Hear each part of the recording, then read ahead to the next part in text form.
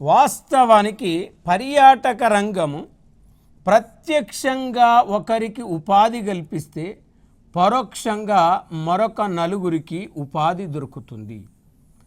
అంటే ఇలా మనం ఎలా గుర్తుపెట్టుకోవాలంటే ప్రత్యక్షంగా కంటే పరోక్షంగా ఎక్కువ మందికి ఉపాధి కల్పించే రంగం ఏంటంటే పర్యాటక రంగం, టూరిజం సెక్టార్.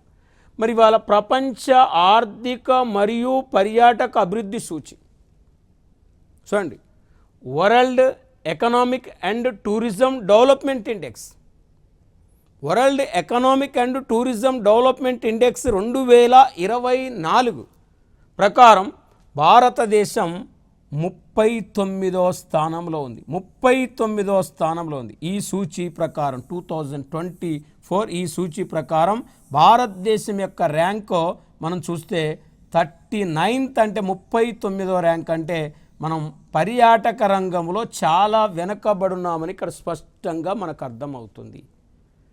మరి వాస్తవానికి 2024వ సంవత్సరంలో భారతదేశమును 92 మిలియన్ల మంది విదేశీయులు అంటే ఫారినర్లు మన దేశాన్ని సందర్శించటం జరిగింది.